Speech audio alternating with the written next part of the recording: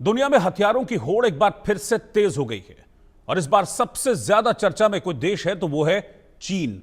Dragon खबर है कि ड्रैगन हर 5 दिन में एक नया परमाणु बम बना रहा है। आपने बिल्कुल सही सुना, पिछले 5 सालों में चीन ने अपने परमाणु हथियारों की संख्या में 360 नए बम जोड़ लिए हैं। अब उसके पास 600 से ज्यादा परमाणु हथियार हैं जो भारत और जो इस तरह के पड़ोसी देश हैं उनके लिए खतरे की घंटी भी हो सकते हैं। चीन हर 5 दिन पर एक नया परमाणु हथियार बना रहा है। यह खुलासा जापानी थिंक टैंक की एक रिपोर्ट के जरिए हुआ है।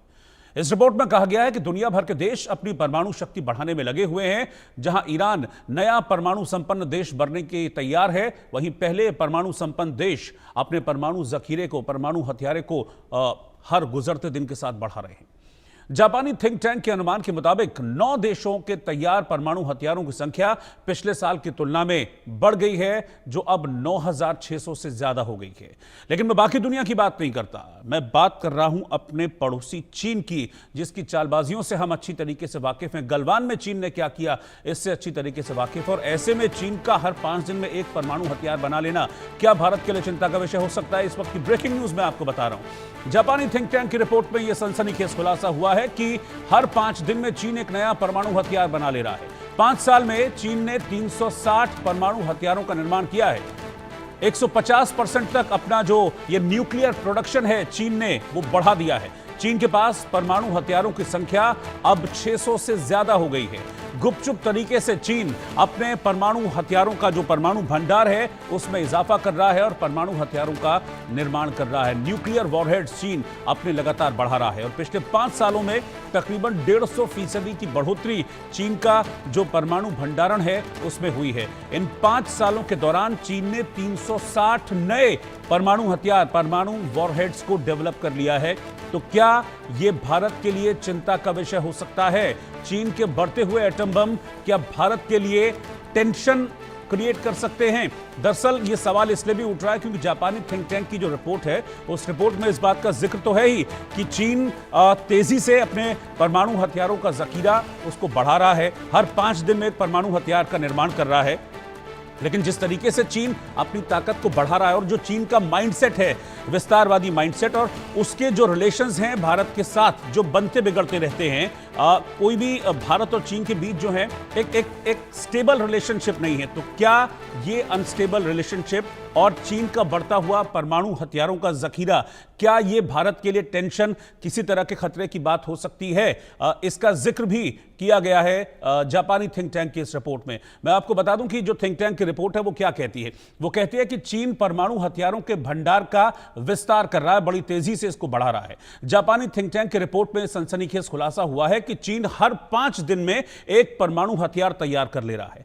5 साल में चीन ने करीब 360 परमाणु हथियारों का निर्माण कर लिया है। इन पिछले 5 सालों में चीन ने परमाणु हथियारों को तकरीबन 150% की दर से बढ़ाया है और गुपचुप तरीके से चीन अपने इन परमाणु हथियारों का निर्माण कर रहा है। चीन के पास परमाणु हथियारों की जो मौजूदा संख्या है वो 600 से ज्यादा है। वो इस बात का जिक्र भी जापानी थिंक टैंक की इस रिपोर्ट में किया गया है। चीन के बढ़ते परमाणु एम्यूनिशन ने दुनिया की चिंता बढ़ा दी है। परमाणु शक्ति से क्षेत्रीय और वैश्विक स्तर पर अस्थिरता बढ़ रही है, इस बात का जिक्र भी जापानी थिंक टैंक की इस रिपोर्ट में किया गया है। चीन के तेजी से बढ़ते परमाणु हथियारों से भारत के लिए यह चिंता का सबब है, यह जिक्र भी जापानी थिंक टैंक की इस रिपोर्ट में किया गया है। अब रिश्ते कैसे हैं चीन के, इसको हम अच्छी तरीके से जानते हैं। मैं बार बार गलवान का जिक्र इसलिए करता हूं क्योंकि गलवान में चीन ने क्या किया था वो हम सब देखते हैं। चीन अभी जब ऑपरेशन सिंदूर हुआ था, पहलगाम हुआ था, तो चीन पूरी तरीके से सब कुछ समझते हुए कि ये आतंकवादी गतिविधियां हैं, लेकिन इसके बावजूद वो पाकिस्तान के खेमे में खड़ा हुआ दिखाई दिया। हमेशा वो पाकिस्तान का साथ देता है। पिछले दिनों पाकिस्तान चीन का नाम लेकर भारत को धमकाने की कोशिश कर रहा था कि आप हमारे सिंधु का पानी रोक रहे हैं, अगर चीन ने आपके ब्रह्मपुत्र का पानी रोक दिया तो फिर देखिए क्या होगा। तो क्या भारत और चीन के ये रिश्ते और भारत और पाकिस्तान और चीन के जो करीबी रिश्ते हैं, और ऐसे में चीन का अपने परमाणु हथियारों के भंडारण को बढ़ा लेना, यह भारत के लिए चिंता का विषय है। इस पर मैं चर्चा करूंगा। मेरे साथ 2 खास मेहमान इस वक्त हैं। Colonel retired Sanjeet Sirohi, defence expert साथ में हैं, और group captain retired UK Devnath, वो भी इस वक्त साथ में है, डिफेंस एक्सपर्ट। आप दोनों का बहुत बहुत स्वागत है सर। पहले देवनाथ सर, मैं आपके पास आ रहा हूं। आपको लगता है कि ये टेंशन का विषय होना चाहिए भारत के लिए, और इस तरफ ध्यान होगा भारत का कि वो पड़ोसी जिसके साथ एक स्टेबल रिलेशनशिप हम नहीं कैरी करते हैं, वो अपना परमाणु भंडारण लगातार बढ़ा रहा है और गुपचुप तरीके से वो अपने न्यूक्लियर वॉरहेड्स की संख्या को बढ़ा रहा है, जिसका जिक्र जापानी थिंक टैंक रिपोर्ट में है। रोहित जी, मैं दर्शकों को जो भी बोलूंगा शायद वो दर्शकों को शायद थोड़ा चौकन्ना कर देगी, हैरान कर देगी। देखिए, ये समझना पड़ेगा कि चीन ये न्यूक्लियर हथियार क्यों बना रहा है। चीन ने अपना जो पहला न्यूक्लियर हथियार था 60 के दशक में टेस्ट कर लिया था। हमने हमारा जो पहला न्यूक्लियर हथियार था वो 1998 में टेस्ट किया था। तो क्या वजह है कि 1974 में हमने एक न्यूक्लियर एक्सप्लोजन किया जो कि एक्सपेरिमेंटल था, और हमने चीन के पास सैकड़ों, उस जमाने में भी सैकड़ों मिसाइलें होने के बावजूद हमने 1998 में ही टेस्ट किया। इसका कारण समझना पड़ेगा जी। कारण ये है कि चीन जो अपने न्यूक्लियर हथियार बना रहा है वो हिंदुस्तान की तरफ देखकर नहीं बना रहा। चीन को हमेशा ही मालूम था कि उसका असली प्रतिद्वंदी अमेरिका है। एक जमाना था सॉल्ट ट्रीटी के पहले, स्ट्रेटेजिक आर्म्स लिमिटेशन ट्रीटी के पहले, जब अमेरिका के पास 12,000 से ज्यादा न्यूक्लियर बॉम्ब्स थे। अब उन्होंने कम करते करते 5,500 कर दिए। भविष्य में अमेरिका और कम कर रहा है। चीन जितने न्यूक्लियर हथियार बना रहा है, आप हैरान हो जाएंगे कि वो डिप्लॉयड कहां पर है। वो तिब्बत में भारत के साथ डिप्लॉयड नहीं है। वो सारे हैं अमेरिका के जो बेसेस हैं। चीन को मालूम है ताइवान के साथ टेंशन हो सकती है, तो ईस्ट चाइना सी की तरफ डिप्लॉयड किए गए हैं चीन के द्वारा।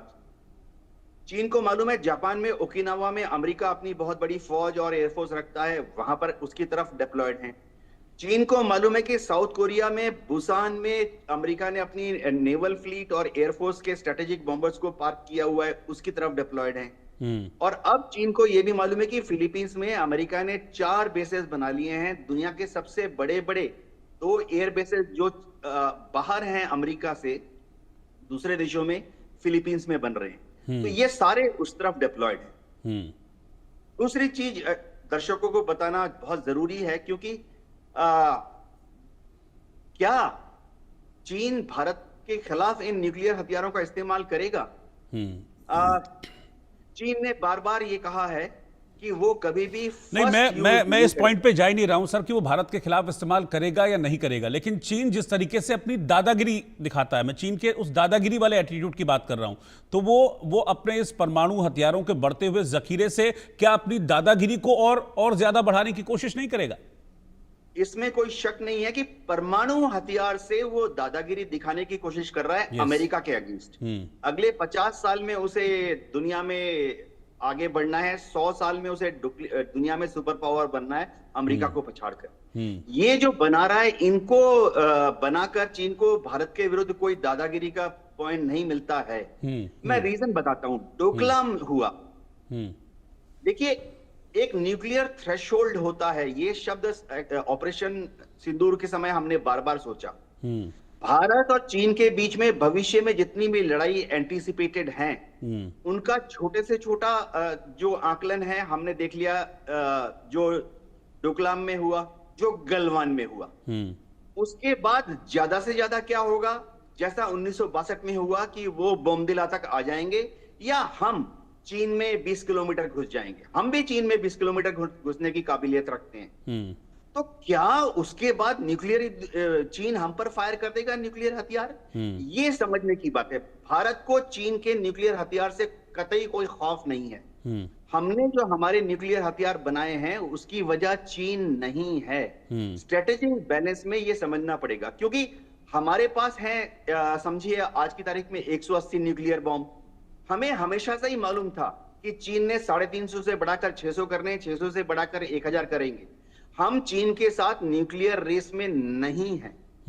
हम चीन के साथ न्यूक्लियर रेस में नहीं हैं। ये हमारा स्ट्रेटेजिक आकलन है।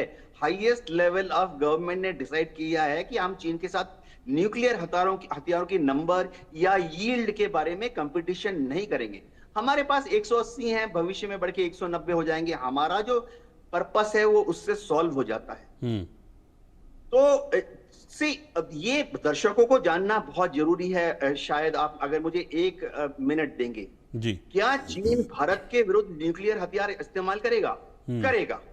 अगर भारत चीन को एक अस्तित्व की लड़ाई पे खड़ा कर देगा, तिब्बत में हम घुस जाते हैं लासा तक, तो चीन भारत के खिलाफ न्यूक्लियर हथियार इस्तेमाल करने की सोच सकता है। लेकिन ओपन सोर्स है, तिब्बत तक जाने का हमारा कोई इरादा ही नहीं है। तिब्बत में घुस के लासा तक जाने की हमारी चलो ओपन सोर्स है, कोई सीक्रेट नहीं है।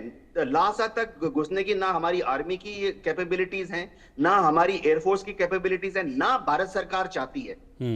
तो चीन भारत के खिलाफ न्यूक्लियर हथियार का इस्तेमाल क्यों करेगा? चीन ने बोला पहले अगर भारत इस्तेमाल करेगा, कोई भी देश, पहले अगर अमेरिका इस्तेमाल करेगा, पहले अगर भारत इस्तेमाल करेगा, उसके बाद वो यूज करेगा।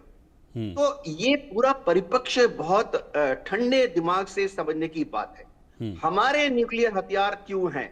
हमारे न्यूक्लियर हथियार इसलिए हैं क्योंकि हमें लगा कि पाकिस्तान बनाने वाला है।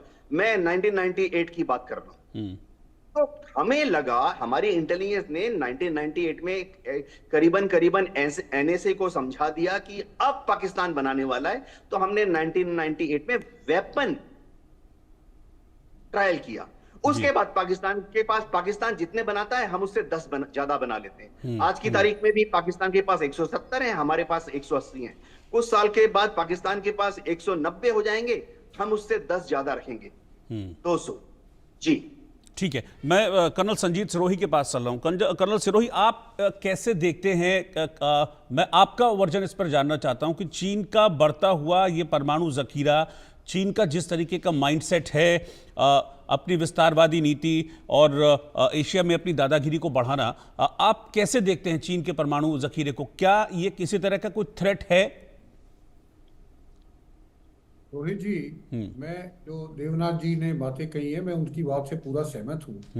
और ये बात फैक्ट है कि आज चीन के पास 600 हैं और ये अंदाजा लगाया जा रहा है कि 2030 तक तकरीबन 1000 हो जाएंगे। और ये जो कह रहे हैं, आपकी रिपोर्ट भी कह रही है कि जो है हर 5 दिन में एक बॉम्ब बना रहा है, वो भी तकरीबन ठीक है। जो जापान थिंक टैंक बोल रहा है वो बिल्कुल ठीक है।